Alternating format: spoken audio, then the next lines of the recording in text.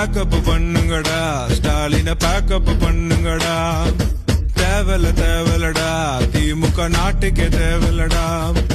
வேணான்னு போனாக்கா ஹாப்பியா நீ போவ, வேணும்னு போனா நீ உப்பியாதான்.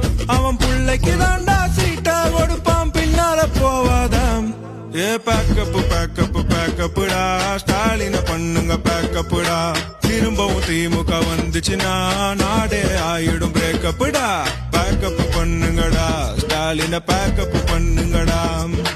தேவலடா திமுக நாட்டுக்கே தேவலடா.